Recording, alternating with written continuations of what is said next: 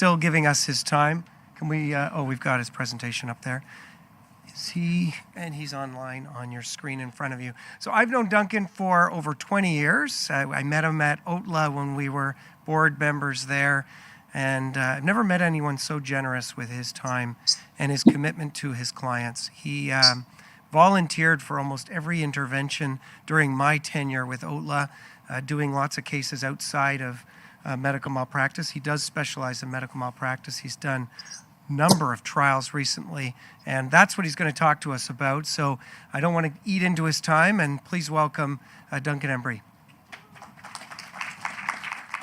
Thanks, Charles. Hopefully everyone can hear me okay. If not, I'm sure someone will let me know.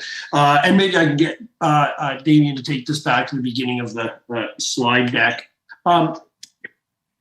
And before I start, so I came here to talk about lessons that I've learned in trial. And I'm going to go through some of those here today, but events this morning reminded me of probably one of the more important ones, and that's this. I woke up this morning and felt fine, and then about 10 o'clock in the morning, I didn't feel so fine. I was shivery and shaky, and then all of a sudden, everything that was inside of me was no longer inside of me, if you know what I mean. And here I am, trying to stay upright and hopefully getting through the next hour with all of you. The point of that is, number one lesson I've learned doing a lot of back-to-back trials, the show must go on. Our clients wait years for their day in court, for their opportunity to face those that they seek to hold accountable for what's happened to them or their loved one, and to seek the compensation that they so desperately need in order to allow their world to keep turning. And in some cases, as all of you in this room probably know, those circumstances are desperate indeed.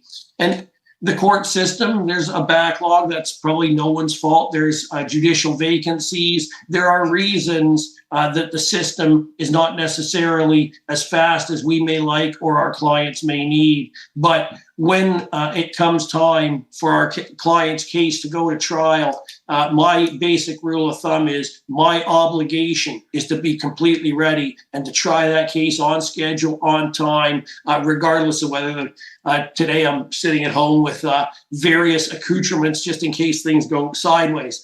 That's thing one.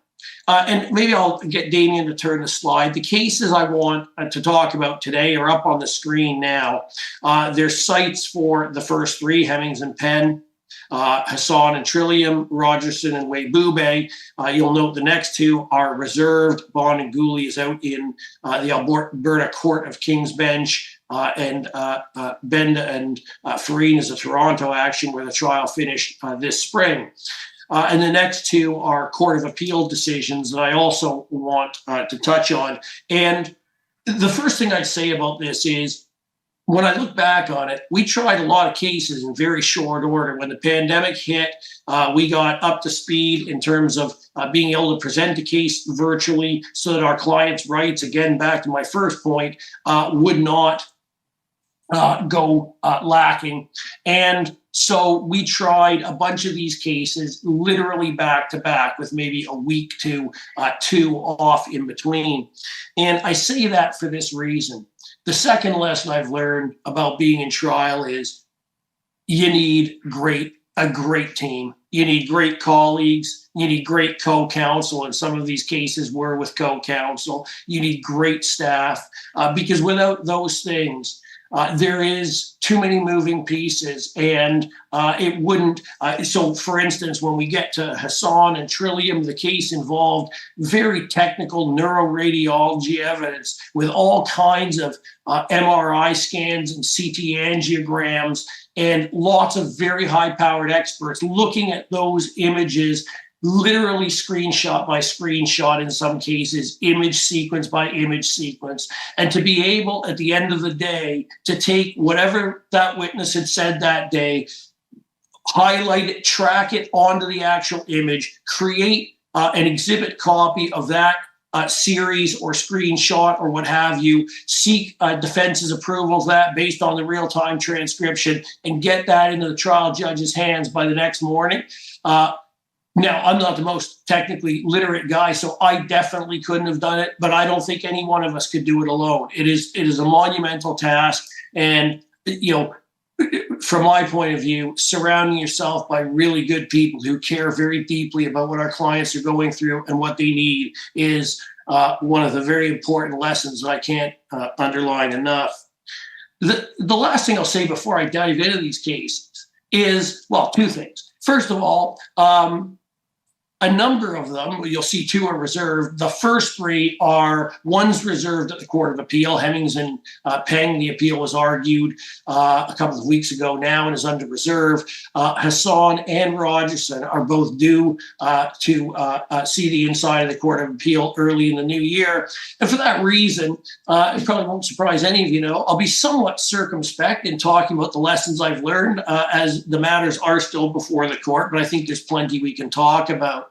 The second thing I'd say is, when I look back at this list, with the exception of the last one that some of you may know, this was the Rule 21 on duty of care that went through the Court of Appeal and then leave was denied by the Supreme Court of Canada. With the exception of that case, these are all cases that we either took over from other counsel or co-counseled with the lawyers who have been handling the case all along. And the reason I raise that, again, 2 points. The importance of collaboration and teamwork and collegiality. The fact that in these cases, someone saw fit to reach out to us in the hopes that we could assist in trial presentation to ensure that the clients were given their best shake in a courtroom says a lot about the lawyers who pick up the phone and made those calls. And we should all be eager to do that, or at least not reluctant. It's okay to say, I need help. This is a monster, and I'm not sure that I can bring this home for my client, when we all know the resources you're going to face on the other side. I mean, Hemmings and Peng, I think I counted them one day, and I think there was 6 lawyers on the defense, maybe more when we actually opened it, and some of them went here or there, but there were 6 lawyers in that courtroom every single day for the hospital and the defendant physicians. And as you all know, they are well-resourced. They stop at nothing. If there's 6 of them in the courtroom, there's another 10 to 20 of them back in the deep reaches of McCarthy Tetro, pumping out law briefs and everything else. And to face that head on requires a village. Thing one. And thing two that I take from the fact that these were co-counsel or takeover cases is, when we start a case from the beginning, we're usually, not always of course, but hopefully we're able to avoid the need for trial. And that, I'm sure others have spoken about that, and all of you have been to lots of conferences where people talk about the importance of preparation, in these cases, the absolute critical nature of examinations for discovery. And I'm going to touch on that as we go through it. But the more work is put in up front, the tighter the theory of the case is from day one, the better that investigation is, the more familiar you are with the literature, as Richard just touched on, so the medicine, the law, the witnesses, all of it, the better the outcome and the more likely the outcome can avoid the need for a trial. And so I won't belabor the point of the importance of preparation. We've all heard it many, many times. It is the absolute key in my mind to 2 things. It's the key to success, of course. But to me, there's something more important about preparation. It's the key to self-confidence. So when you stand up in a courtroom and you know exactly what the literature is, you know the medicine, and you know where the defense expert who's blathering on, sorry, no offense to them, but blathering on an examination in chief, you know exactly where the Achilles heel is and what he or she has missed entirely. And there is such a lovely feeling of sitting in the courtroom, waiting your turn to decimate someone with things that you're completely prepared for, because you've double-checked it from every last angle. You've talked to your experts about it, of course. You've read the literature. You've had them read the literature, help you with it. You've talked to all the people on your team, whoever they may be, from your if clerk to your junior to your co-counsel and everyone in between, because every opinion's important. I talk to my law clerk all the time, and if I'm telling her I've got this guy and here's why, if she looks at me and scrunches up her face and says I don't get it, well, maybe I don't get it. I better make sure that it is her that doesn't get it and not me. So let me turn to Hemmings and Peng, which is where I want to start. And for anyone who hasn't read the decision, it was a trial, a bench trial in front of Justice Gao that took place for 38 days in the fall of 2021. And Sophia Hemmings had gone to her doctor, who had referred her to an obstetrician, because she wanted family planning. She wanted birth control.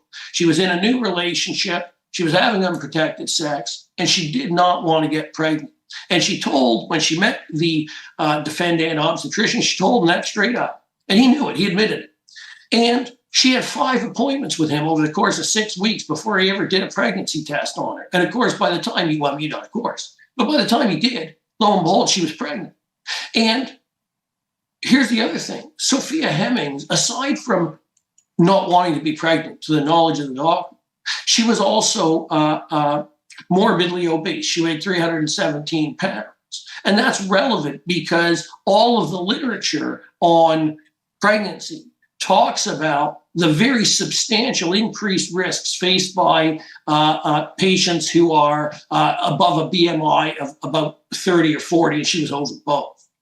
And not only did so those risks were risks to her, but they were also risks to the baby. And the doctor never told her about any of it. He admitted in both an examination for discovery, and I'll come to that, but again at trial, that he knew all those risks. And he didn't tell her a single one. And he didn't give her didn't have any discussion with her about her options, whether there was, given the risks, whether there was reason to think about whether she wanted to continue with the pregnancy. And in any event, given all that, she did proceed with the pregnancy, completely blissfully unaware of her risk. Until, and by the way, the obstetrician, he had a plan that he would never let her go past 38 weeks because the risks start to rise, the baby gets macrosomic, and those risks start to sort of multiply at 38 weeks. And he said on discovery, and I quote, nobody would let her go past 38 weeks, which is fascinating, except for the fact that he didn't choose to write it down on the antenatal forms, notwithstanding that's the very purpose of it. So then he got sick. And so he wasn't around towards the end of her pregnancy. And no one knew that he wanted to deliver by 38 weeks. No one knew really anything about her. She had no following obstetrician. She was seeing like a piecemeal of doctors who were coming in to fill in his office, but each one had a full patient roster, had never met her before, had no idea what her risk factors were because none of them were written down. And then she actually called the hospital because she was sick.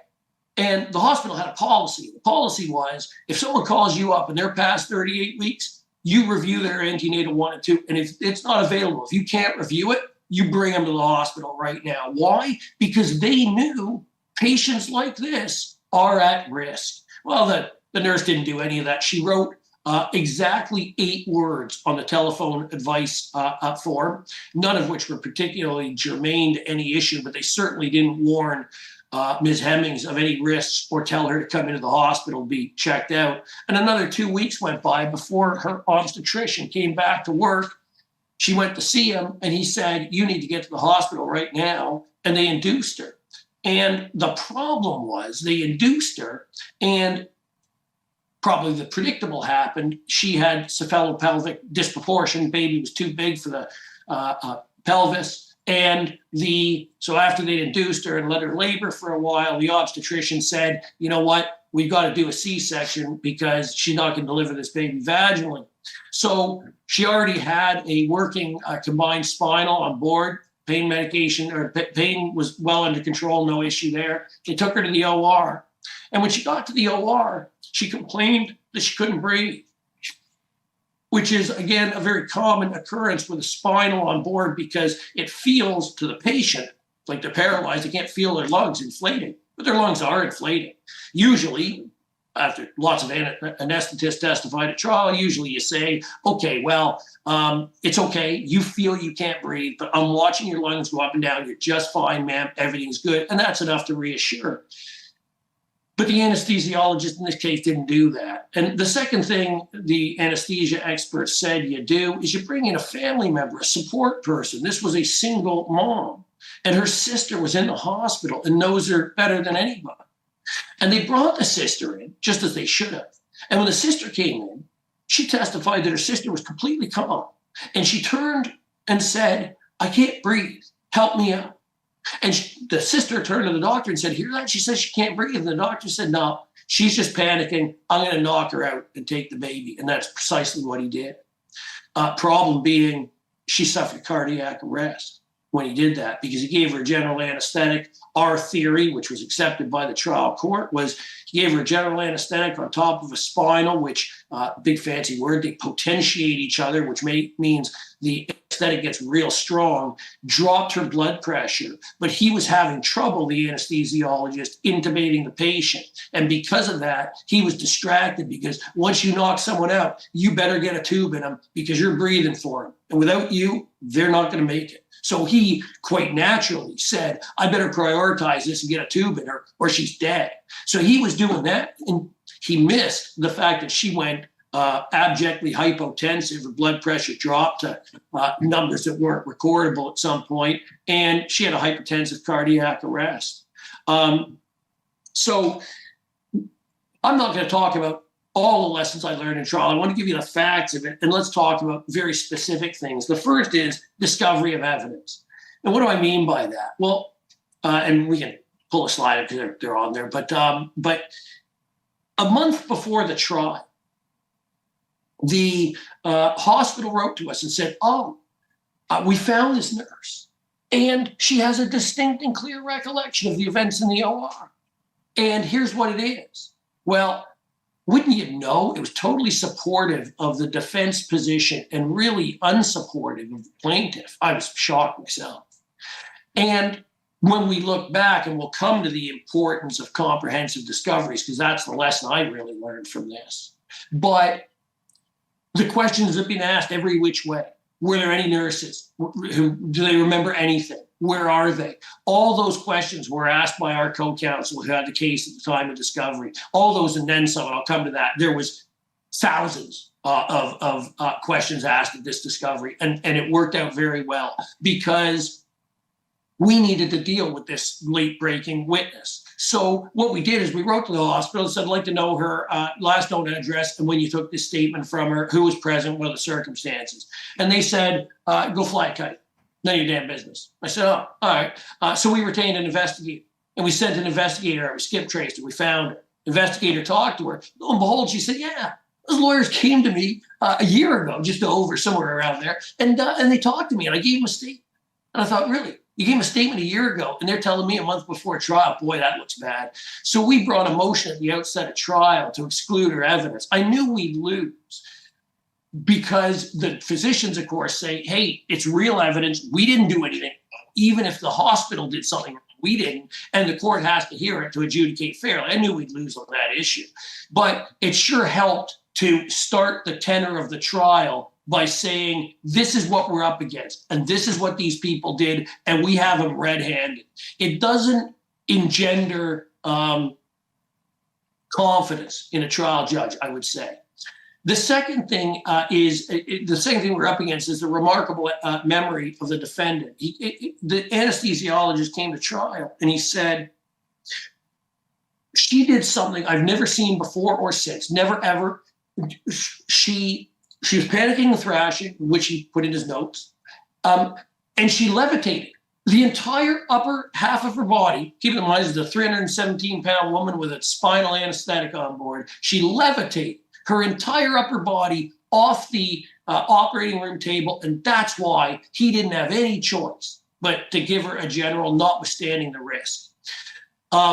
And the third issue that we came up against, and I'll touch on all these in terms of the lessons, was what I'm going to call alternate cause theory. In this one, it was amniotic fluid embolus. I'm going to talk a bit about that as we go through this. But what I've seen recently, anyway, in a lot of these trials, is the battleground seems to be subtly, but imperceptibly to some extent, shifting.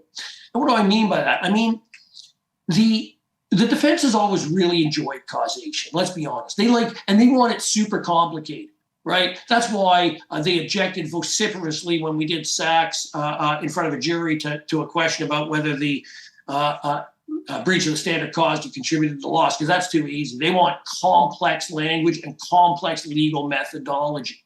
And one of the things they've started to do, at least that we've observed, is they're using some combination of the law on causation and medicine to say, oh, actually, the abject breaches of the standard of care committed by these hosted defendants, they had no consequence at all because the patient had this super rare, unpredictable, unforeseeable event that nobody could have done anything about. And even if the care was perfect, an amniotic fluid embolus is just it's a death sentence. The mortality is super high, nothing you can do. Really sorry about your luck.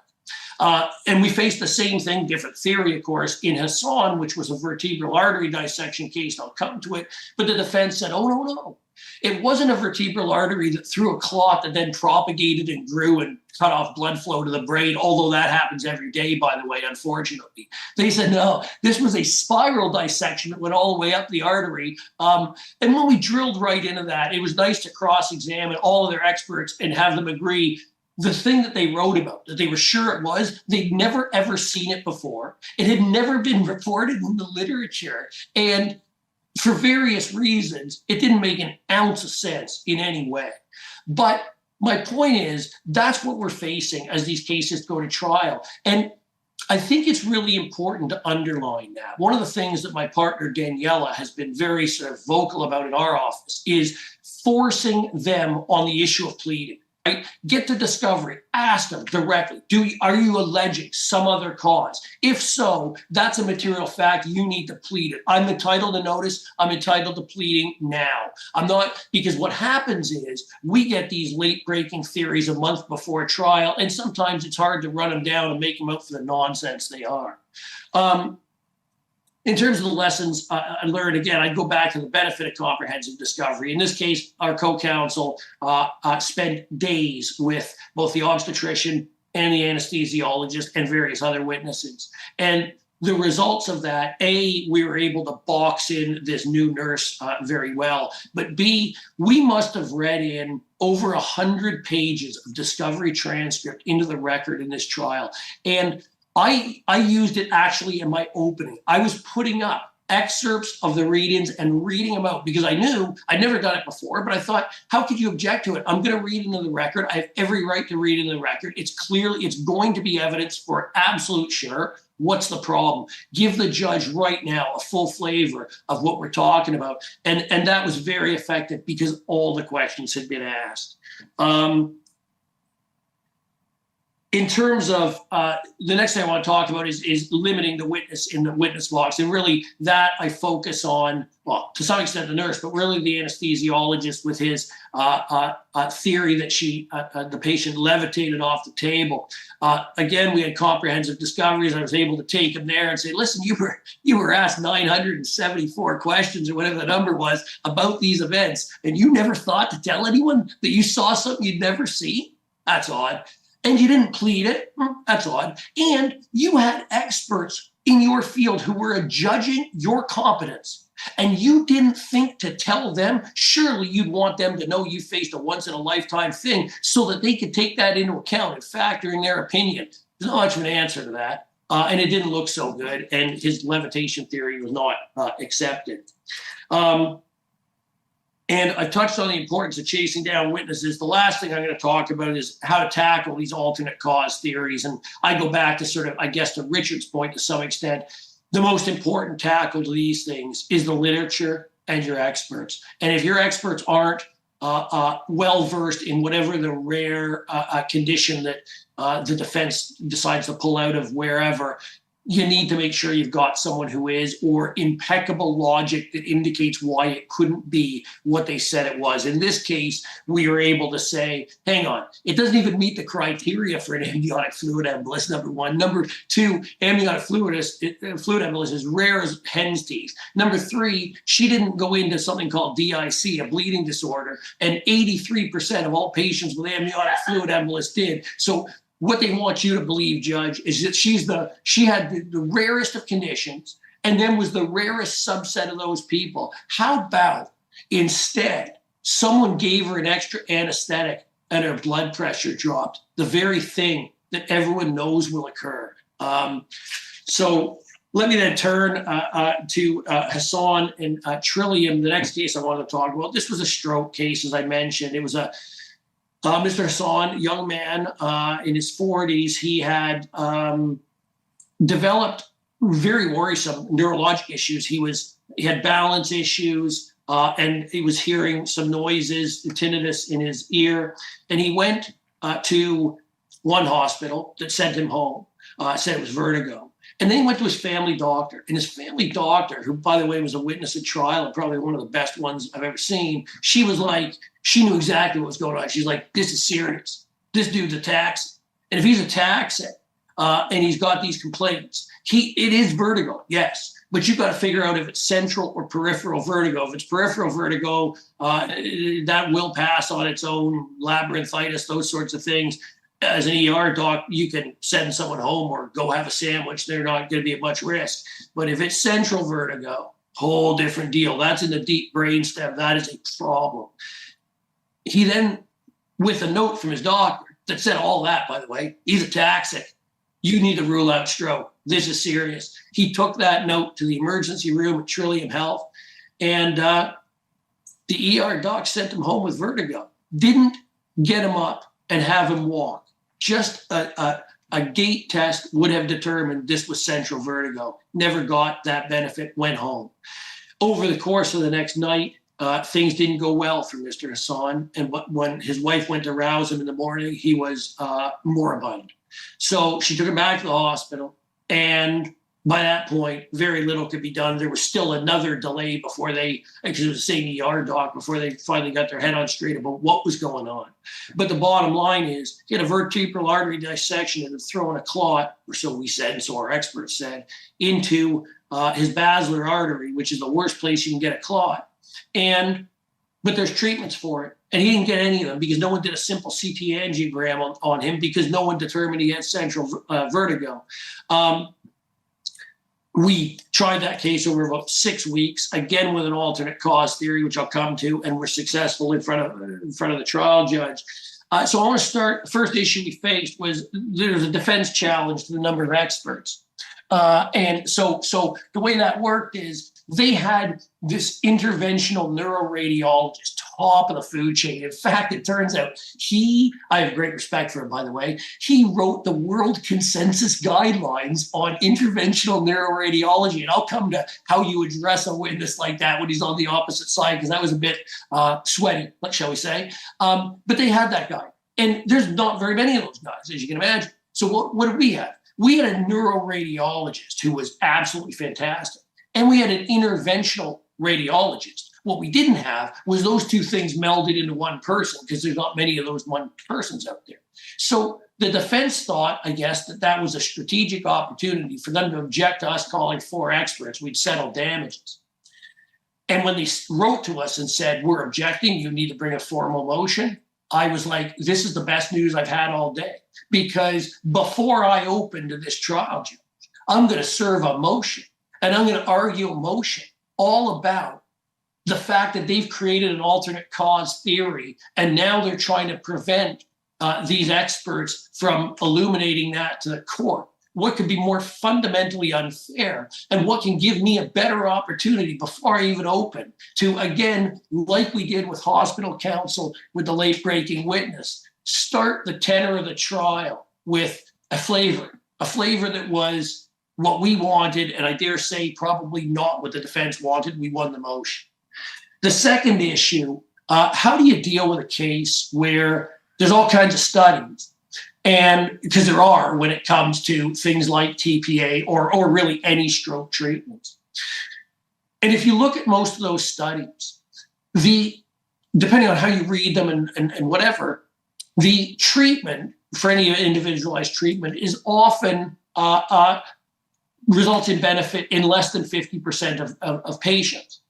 And I think that's really what the defense thought this whole case was about. They thought they were going to get our neurology expert, who was well familiar with all the literature. They were going to get him in the witness box. They were going to have him agree. All these studies say Mr. Hassan's chances of benefit with any of these treatments are less than 50%. Unfortunately for them, that is not the evidence they heard, because what our expert did very effectively is say, hang on, you got to look at the literature, and you have to understand, just as Richard was talking about with the CP studies and stuff, you have to understand what the patient population is. And then you have to put this patient in the right population. So this is, for instance, a meta-analysis of all patients who received IATPA, let's say. But keep in mind, that's all comers. Some of them are 97 years old with massive pre-existing morbidities and on death's door when they got to the hospital. So yeah, treatment didn't work for them. Super cool. What does that have to do with a man who walked into your hospital, albeit ataxically, but he walked in? And he gave a history because he wasn't. In fact, your defense on the negligence side is it was okay for me to discharge him home because he wasn't that sick. All right. If it was okay for you to discharge him home, how do you get to the point where he would have been absolutely destroyed even if you'd treated him? It's a hard one for them. And tracing it through, what we really sort of hammered home is you have to look underneath the study. You have to understand the medicine, the physiology, the plumbing, I like to call it, because I'm a simpleton. So when you have a stroke and there's a blockage to part of your brain, that part of your brain is not getting oxygenated blood. And for every second that goes by, millions of neurons are dying. And the most critical thing is revascularization or recanalization. Without recanalization, there is almost a 0% chance of a good outcome. But with recanalization, again, it's basic plumbing. If the tissue's not dead when the oxygenated blood starts to flow again, on what theory is it going to die now? Answer, there isn't one. And once we went through that with, certainly our expert took the court through that at great length, but taking the defense experts through that, again, in very simple terms, was pretty effective. Next thing I promised I'd come to it was, what do you do when you've got the guy who wrote the world consensus guidelines on interventional neuroradiology on the other side, by the way, and he was certain that he was right. And he was like pretty fair and super smart. So what do? Here's the most important lesson. Abdicate your responsibility and turn it over to your co-counsel, Daniela Pacheco. That's what I did. I ran away. I say that only somewhat tongue-in-cheek. I did give her the witness because she's got a background in neuroscience. And I thought, if I attack this guy head on, he knows everything. He's going to chew me up. So Daniela didn't attack him head on. We started the attack because they called their neurologist first. And I was able to get their neurologist to agree on a couple of really bad things. That he came up with this theory of spiral dissection, number one. Number two, that he met with this leading expert and he told him that before the guy was ever retained, before he'd seen a single document. Not good. So we built the building blocks on that. And then Daniela took off from those building blocks. And by the end of it, in a very polite way, she said, you're familiar with unconscious bias, right? When sometimes you're sure you see something and you can't unsee it. And he said, yeah. And she said, and can you tell us sitting here today, doctor, that didn't happen here? She'd done some work up to that in terms of the fact that what he thought the patient's symptomology were and the order they arose was actually the opposite, which affects where the clot is and what it is. So there was a lot of build up to that. But the end of it was have him very fairly, very professionally say, I can't say for sure that unconscious bias did not play a role in this, given how this arose. Thank you. Those are my questions. And so, again, whenever there's a hard witness, I run away. Thing one that you should know. And thing two, I bring Daniela in, and it works. So I had a list of the lessons learned, but just given I'm not controlling the slides, I've gone through most of this now. So I'll turn to the next case that I wanted to talk about, which is a case called Rogerson and Wade Bube. And this was well, they're all sad cases, of course. Everything any of us sees. No one calls me up ever and says, I got to tell you, I had the best experience in the hospital. It was super. Did you got an hour? I'd really like to share my story with you. I've never had that call yet.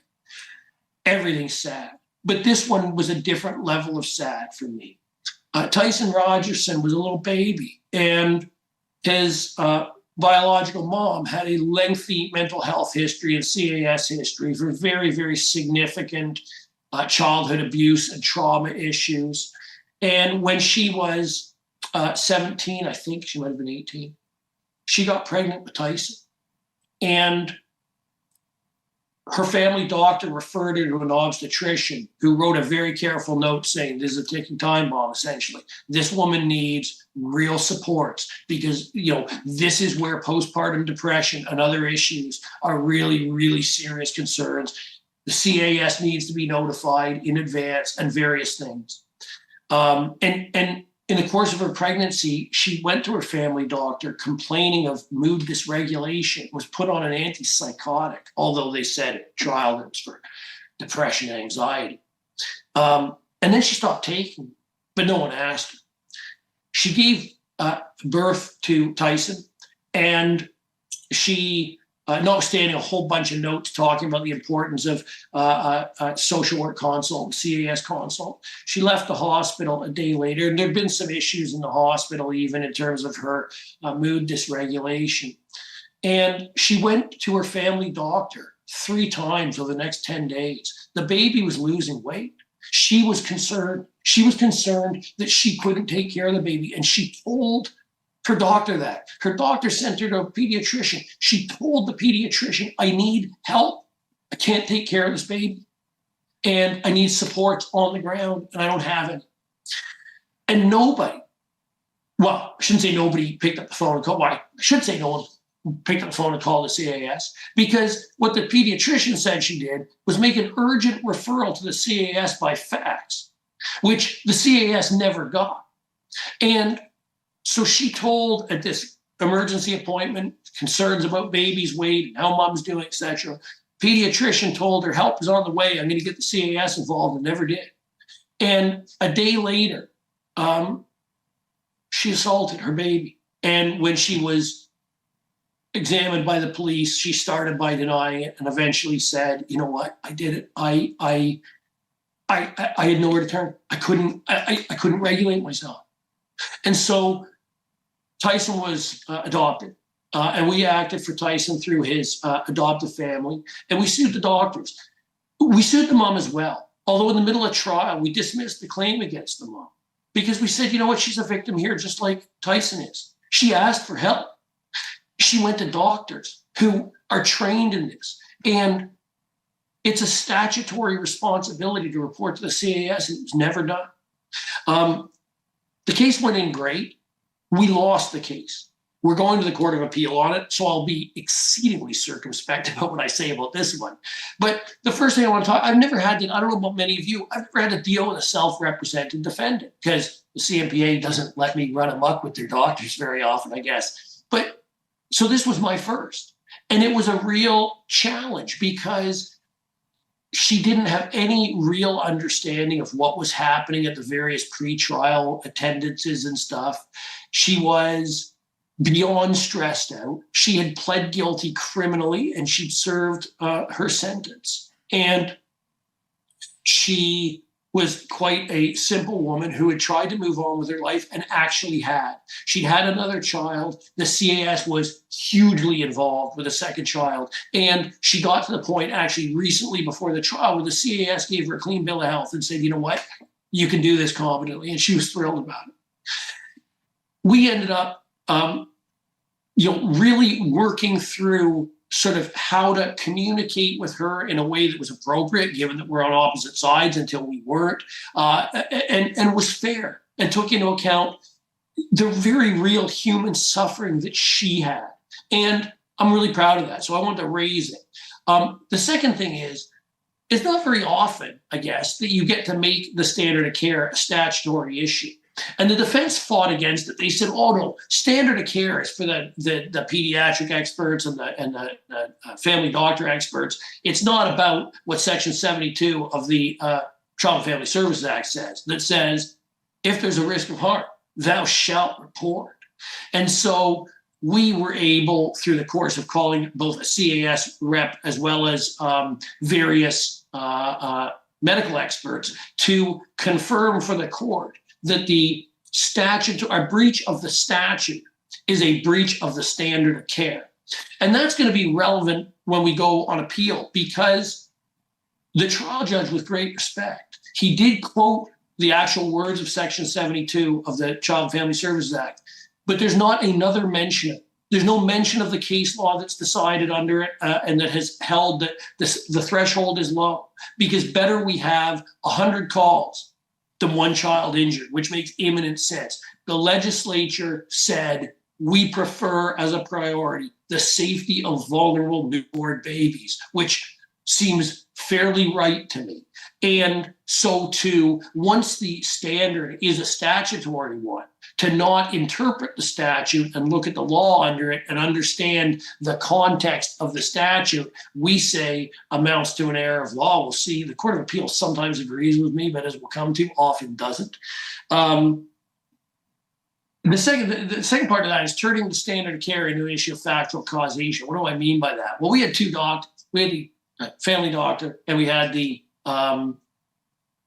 pediatrician.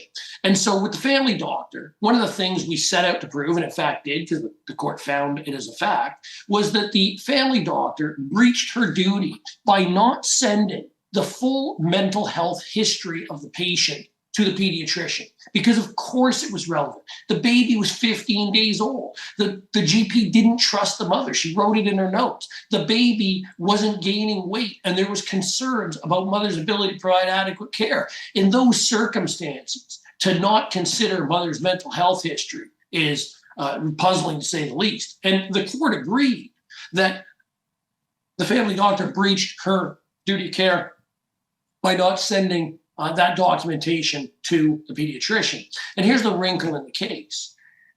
Our pediatric expert was the only one who, he did an initial report with exactly what the pediatrician had, and then he did a supplementary. We gave him that full file because we knew what we were going to prove.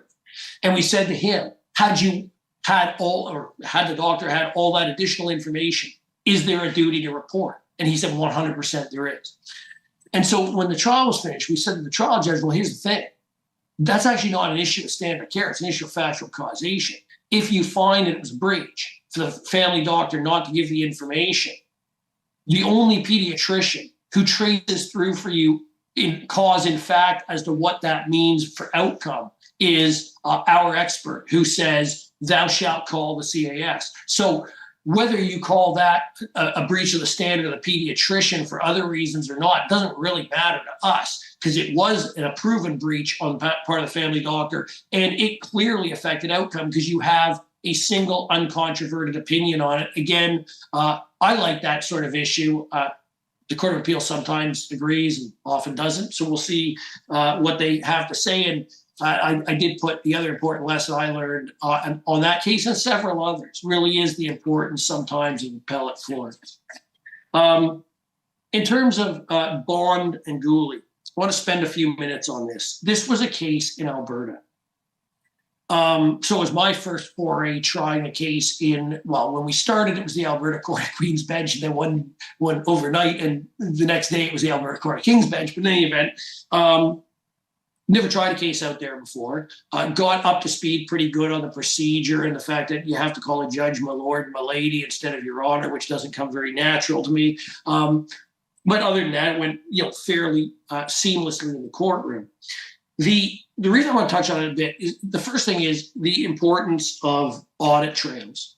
Audit trails exist in every hospital for all kinds of data. Well, pretty well all data. Whether it's blood work, imaging reports, imaging studies, there is in the back of the metadata, there's a full audit trail that sets out, if you know how to read it or have someone who does, who accessed it, where they were when they accessed it, how long they were accessing it, all of that. it became a real issue in this case because nobody, this was a little girl who went in with a very bad respiratory infection. They did, among other things, there was a chest x-ray done on her, which sort of indicated there was trouble brewing, and nobody looked at that chest x-ray for 3 days.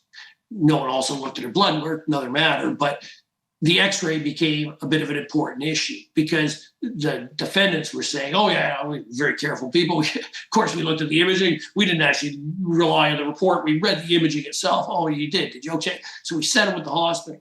We said to the hospital, we want your tech nerds. We want your audit guys that you keep in the back room. We want to sit down with them. We want to understand what you got and what it shows and how it works. And it was the first time, for me anyway, we actually called these technology officers from the hospital as witnesses to talk about what they were able to discern. And they could say with absolute certainty, nobody accessed that image between the time it was taken and uploaded on the whatever it is PAC system until 3 days later after this little girl went into septic shock, which again, that is not the main issue in this case, but again, it sure doesn't look good, and it's nice to be able to prove. The next thing is how to assess damages for a quadrilateral amputee where it happens at a young age. This little girl was 11 months old. She essentially no different. And that's one of the things the defense argued over and over. This is her norm. And we had a lot of trouble with that defense. This is a little girl who has persevered. She is now 12 years old. She goes to a regular school. She does everything she can to fit in with her peers.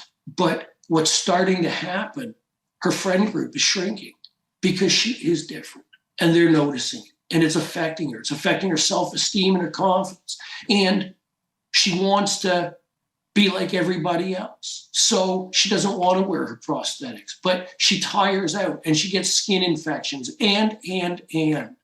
Her life is hard. And to get her in a position that is equal to what others would be in, but for those losses, that's the challenge. And I don't know how I'm doing for time, but I've included with the PowerPoint the blacked out submissions that we made in reply on this case on the issue of equity and inclusion. And I think they're important. So I'm going to take the time to read them to you. Throughout the defendant's written argument, a number of statements and rhetorical questions were posed, which were often insensitive and lacked awareness of the principles of equity, which serve to protect individuals living with disabilities from ableist attitudes. The plaintiffs submit that there are important differences between equality and equity, which the defendants have failed to consider in their approach to assessing the plaintiff's future care needs.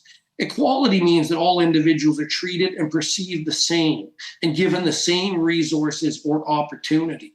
Equity recognizes that each person, and particularly those who are marginalized through gender, race, disability, etc., have different circumstances and allocates the resources and opportunities for that individual to reach an equal outcome.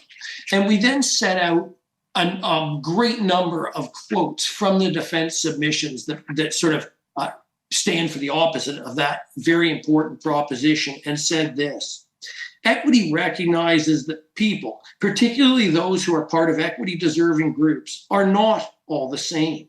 In this regard, the plaintiff is not, quote, just like any other child her age, end quote. It is important to recognize this fact and provide the plaintiff with the resources and opportunities she requires to reach an equal outcome to her non-amputee counterparts. This is precisely the approach that our law requires, to place the plaintiff in the non-amputee position she would have been in but for the negligence of the defendants. Equity is not achieved through treating everyone the same or equally. Rather, equity is achieved by assessing an individual's circumstances and providing resources to address those specific circumstances and needs. In this regard, what a non-amputee would want in terms of attendant care is irrelevant to what a quadruple amputee reasonably requires to maintain their safety and have access to equal opportunities. the non-amputee, no matter how well-intentioned, is unable to meaningfully appreciate the daily barriers, challenges, and limits that are placed on a multiple amputee's life, given their own worldview and place of privilege as a non-physically disabled person. Indeed, even within equity-deserving groups, each individual is unique. Their desires and needs are not identical to the next, as no two people share the exact same worldview.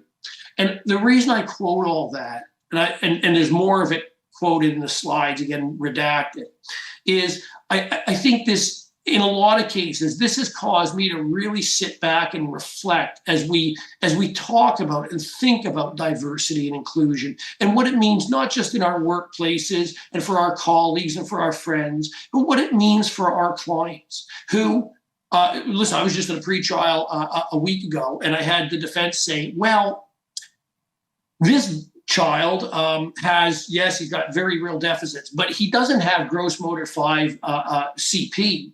And with kids with gross motor 5 CP, the damages ranges are whatever they think they are, and therefore his damages must be X. I was like, wow, that's a super interesting worldview. So you don't actually care about the individual or what he needs or what it's going to take for him to live a healthy, productive, independent life.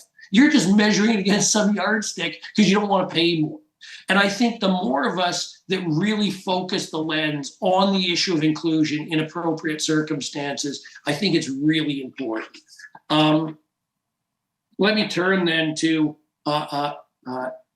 next to Benda and Fareen. I don't know how I'm doing for time. I think I'm okay. Until someone tells me I'm not.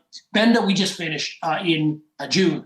We should have finished earlier. We started it in January and would have finished earlier, but for the fact that I ended up in the hospital in the middle of a trial requiring some diligent and careful medical care, which resulted in a slight adjournment of the trial. So we finished it in May or early June. It's now under reserve. And again, it's a case for a woman who arrested during a childbirth. In this particular case, she developed a significant bleed, and nobody seemed to know that she developed a bleed. The anesthesiologist knew, but the obstetricians didn't know. And there's, according to them, which I find staggering, because she was in the OR for like 3.5 hours. They never spoke. They never talked about the fact that she was profoundly hypotensive and required vasopressors to keep her alive. Never came up. The obstetrician said, thought everything was fine. I was like, she was in the OR for 3 hours while people are pumping her full of vasopressors and pentaspan to keep her alive. And you didn't notice? You didn't ask? Like, you guys don't talk? Like, that's weird. And here's the thing about it. She continued to bleed. And she ended up, we say, with hemorrhagic shock. And hemorrhagic shock is, first of all, it is the #1 leading cause of mortality and morbidity in pregnant women who undergo a cesarean section. Because if you develop a postpartum hemorrhage, it can be really, really serious. And so it's a common, not common, thankfully, I don't want to worry anyone, but it is the most common explanation.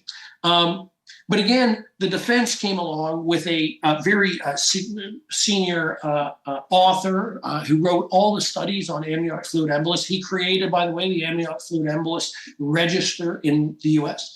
And he came to court and he said, with absolute certainty and without any shadow of a doubt, this woman had an amniotic fluid embolus. This had nothing to do with hemorrhagic shock.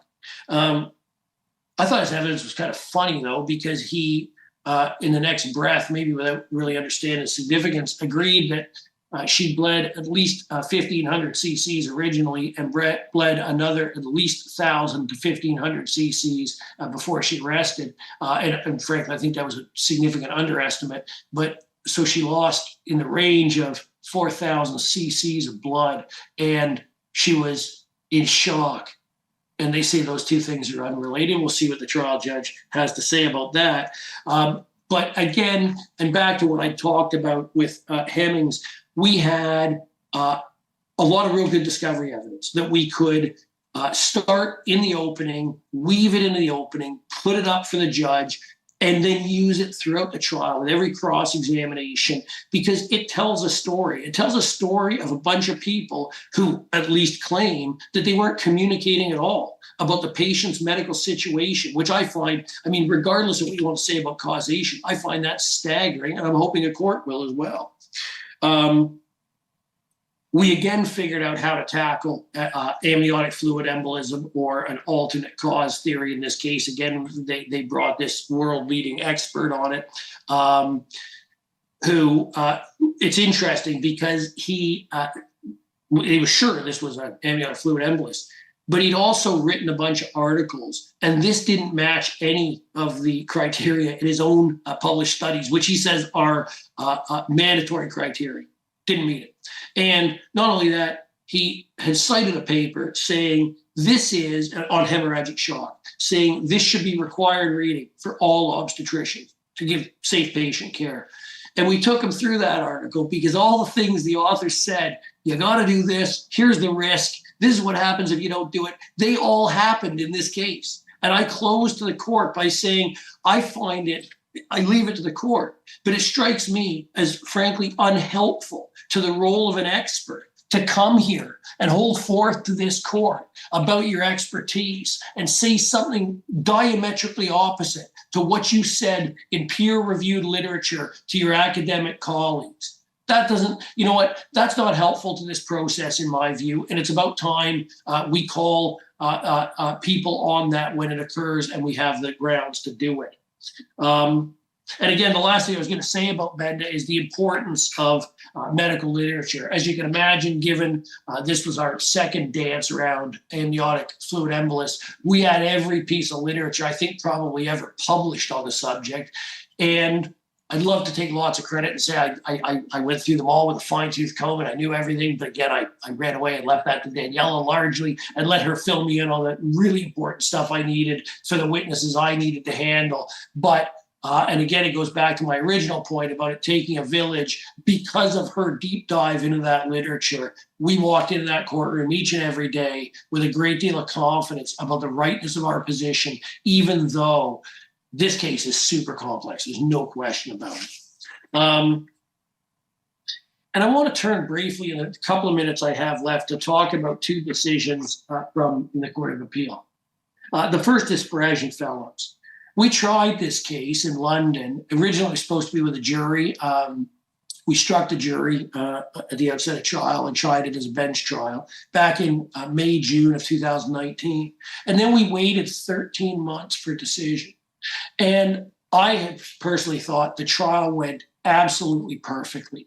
To give you a sense, I started in my opening saying, listen, we say the obstetrician in this case made 7 medical errors sequentially, one after the other. Let me lay them out for you. Number 1, number 2, number 3. Went through all 7 and they objected in the middle saying, well, this has no place in an opening. And the judge was like, oh, I want to hear this. So gave her the itemized list of 7 sequential breaches in the standard of care. And then we proved every single one of them through their own witnesses, through their own timeline.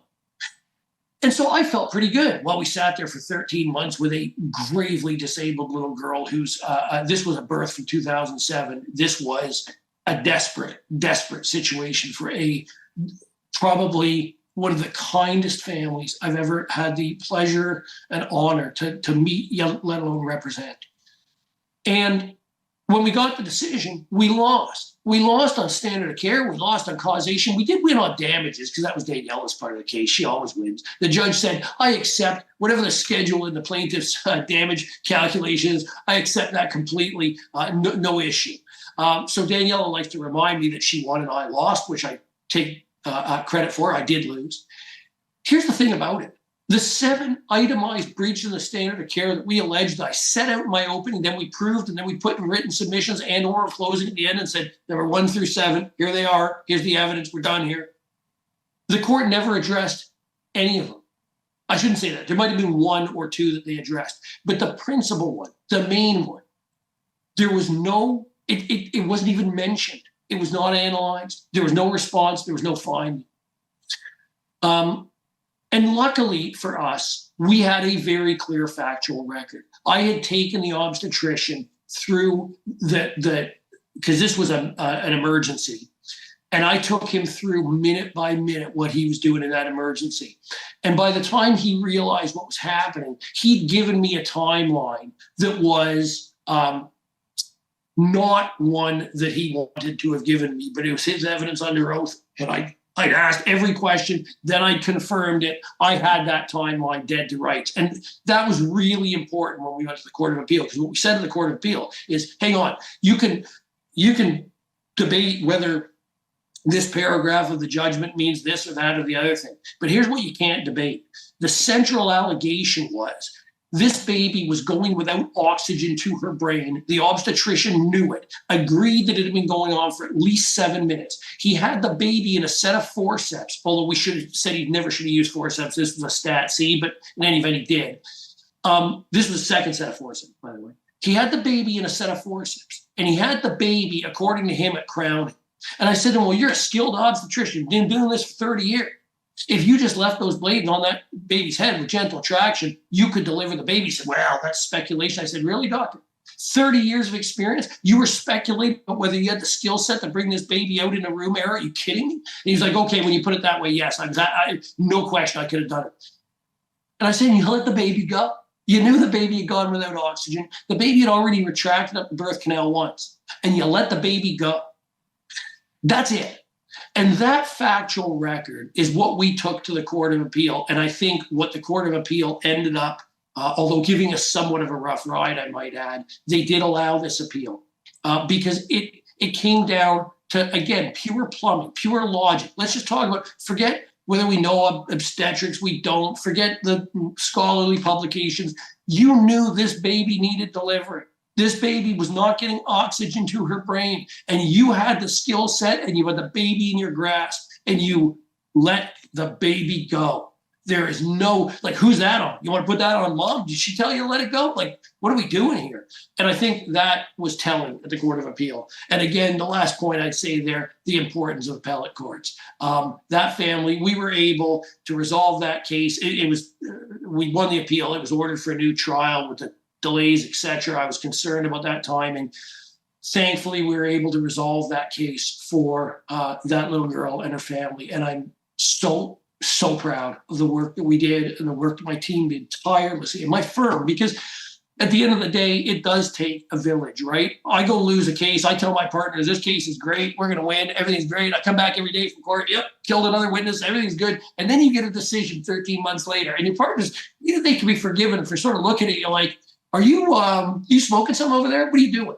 Well, I've got the benefit of having partners who say, we believe in you. If you tell us that the justice of the circumstances requires a trip to the Court of Appeal, Godspeed. Let's do this thing. And that's what we did. It's what we did here. It's what we did, and I'll come to Florence in very brief terms. And it's what we are doing in Rogerson as well, and I couldn't be prouder. So hopefully most of you have probably, maybe I shouldn't be hopeful that you've heard of this case. This is a case where we act for the mother and we acted for the children in a claim surrounding fertility meds, where we say mother was given fertility meds when they were completely contraindicated.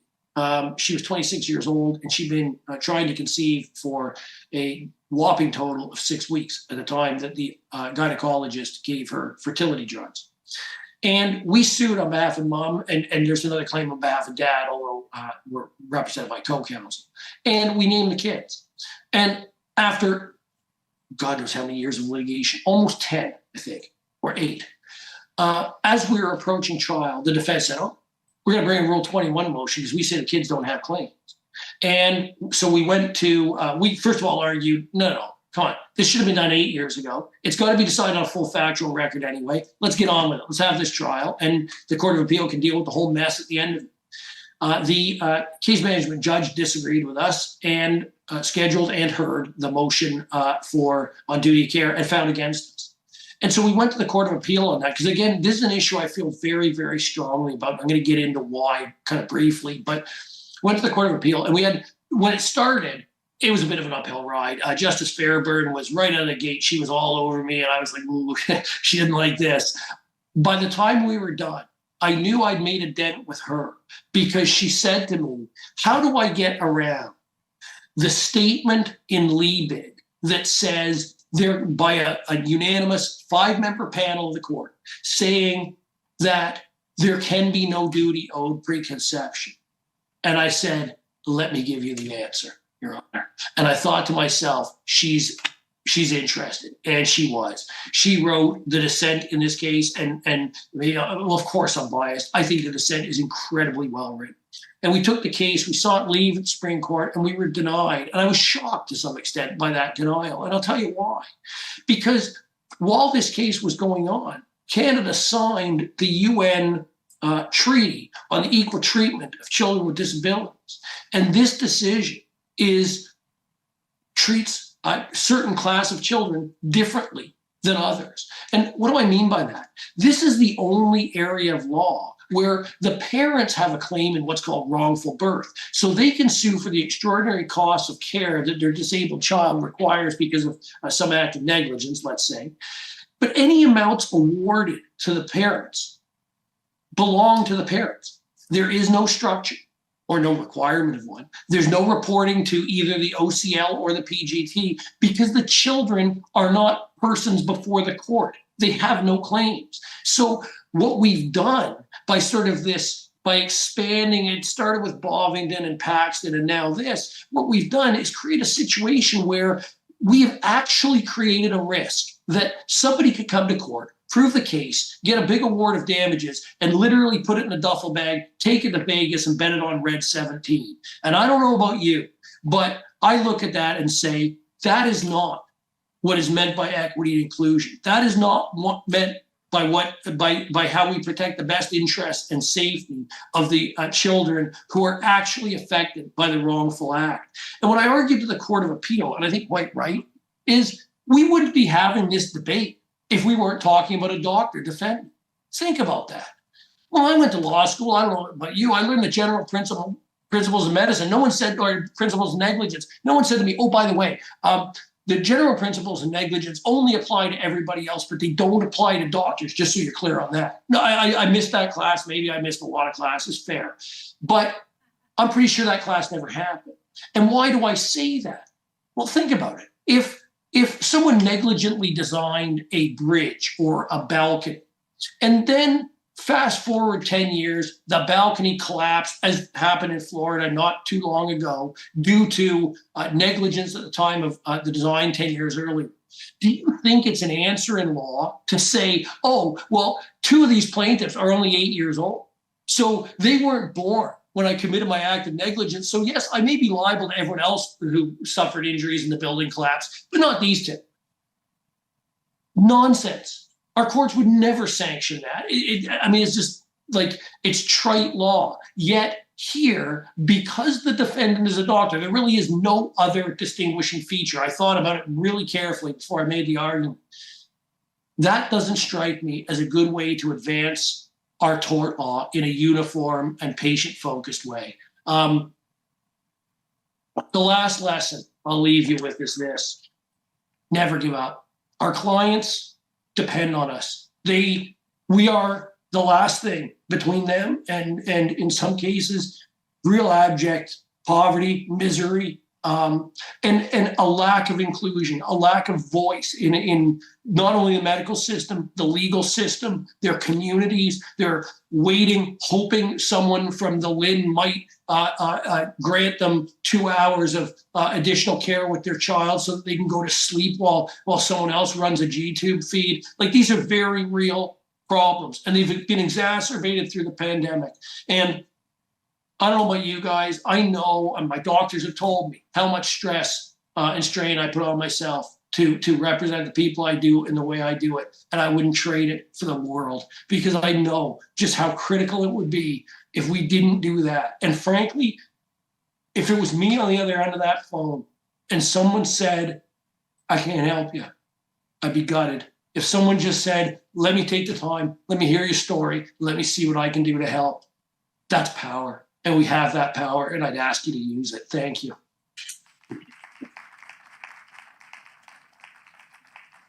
I hope someone could hear me during that. I can't hear anything in the room, so. Is it on? Yes? Okay. We have 1 second. Hi, Duncan. It's Richard. Hi, Richard. Thanks. Great presentation. I think one of the important things in Florence that both the motions judge got completely wrong and the Court of Appeal got wrong is their explanation for why there's no duty of care owed to the not yet conceived. And the reason is that they felt that there was an irreconcilable conflict of interest that the physician had as between mom and baby. But of course, that very same conflict of interest, if it were real, exists between the conceived and the yacht. So the Liebig scenario where baby is conceived in utero, the doctor has the very same conflict. Mother can still trump any advice given by doctors to the baby's peril, with, as Bovington said, without any risk of injury. So I think that that's the real fatal thing. They're sadly mistaken on the issue of duty of care.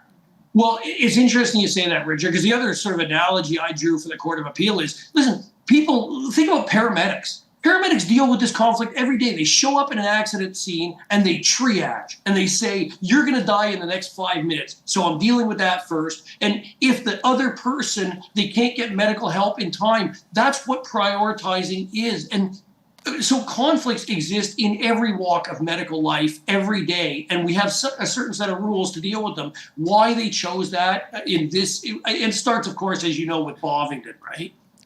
Right. So Bovington and Paxton were both wrongly decided cases, right? 100% agree. Right. 100% agree. Well, thanks for a great presentation, Duncan. Really appreciate it.